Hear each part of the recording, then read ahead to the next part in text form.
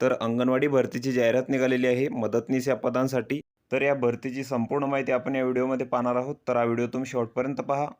तर इथं बघू शकता बालविकास प्रकल्प अधिकारी नागरी रत्नागिरी सिंधुदुर्ग या प्रकल्पांतर्गत रिक्त असलेली मदतनीस यांची जी पदे आहे तर ती इथं सरळ नियुक्तीने भरण्यासाठी पात्र महिला उमेदवारांकडून दिनांक 6/7/2023 व दिनांक 15/7/2024 रोजी जाहिरात देऊन इथं अर्ज मागवण्यात आलेले होते। परंतु खालील नगर परिषद तसेच नगरपंचायतमधील स्थानिक महिला उमेदवार यांच्याकडून अर्ज प्राप्त न झाल्याने इथं परत जाहिरात देण्यात येत आहे आणि इथं महिला उमेदवारांकडून अर्ज मागवण्यात आलेले आहेत। तर पदाचं जे नाव आहे ते आहे अंगणवाडी मदतनीस मानधनी सेवा। त्यानंतर या पदासाठी जे तुम्हाला वेतन मिळणार आहे तर ते तुम्हाला इथं 5,500 मिळेल आणि जी शैक्षणिक पात्रता तुम्हाला इथं लागणार आहे तर अंगणवाडी मदतनीस या पदासाठी तुम्हाला जी शैक्षणिक पात्रता आहे तर ती किमान इथं 12वी उत्तीर्ण लागणार आहे।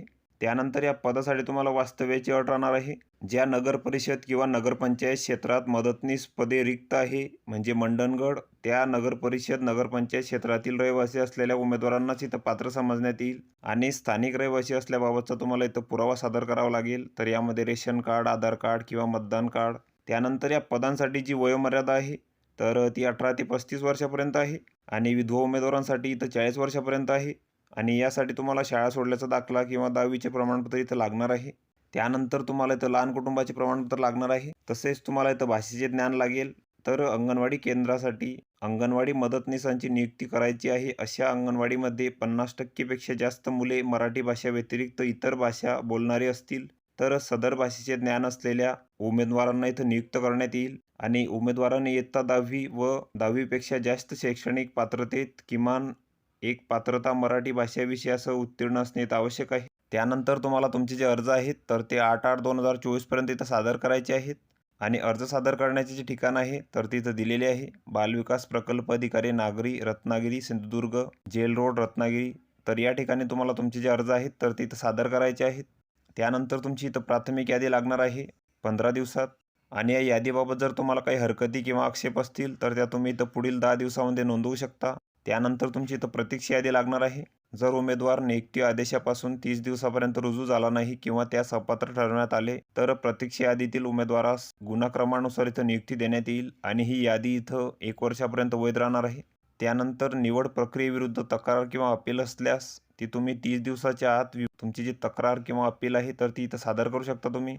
त्यानंतर या भरतीसाठी तुमची निवड आहे तर ती कशा प्रकारे होणार आहे तर शैक्षणिक गुणपत्रिकेमध्ये मिळालेल्या गुणाच्या आधारे इथं 75 गुण, तर यामध्ये 12वी तसेच पदवी, पदव्युत्तर पदवी, डी.एड किंवा बी.एड किंवा ITI तर याचे एकत्रित कमाल इथं 75 गुण व अतिरिक्त इथं 25 गुण। तर यामध्ये विधवा किंवा अनाथ असल्यास 10 गुण, अनुसूचित जाती जमाती असल्यास 10 गुण, तसेच इतर मागास प्रवर्ग किंवा विमुक्त जाती किंवा भटक्या जाती तसेच आर्थिक दुर्बल घटक असल्यास किंवा विशेष मागास प्रवर्ग असल्यास इथं 5 गुण, तसेच तुम्हाला अनुभव असेल 2 वर्षाचा तर त्यासाठी इथं 5 गुण तुम्हाला राहणार आहे।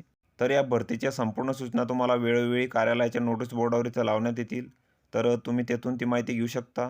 त्यानंतर जी रिक्त पदे आहे तर इथं शहराचे नाव आहे, त्यानंतर रिक्त मदतनीस पदांची संख्या आहे। तर मंडणगडसाठी इथं 1 जागा आहे, कोझर गावठाणसाठी। त्यानंतर हा भरतीसाठीचा अर्ज आहे, तर हा संपूर्ण अर्ज तुम्ही इथं भरून घ्यायचा आहे। यामध्ये तुमची संपूर्ण माहिती भरायची आहे, शैक्षणिक माहिती भरायची आहे।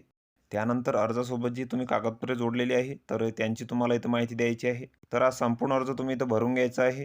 यासोबत तुम्हाला तुमच्या कागदपत्रांच्या साक्षांकित प्रती जोडायच्या आहेत आणि तुम्हाला तुमचे जे अर्ज आहेत तर ते 8/8/2024 पर्यंत इथं सादर करायचे आहेत दिलेल्या पत्त्यावर।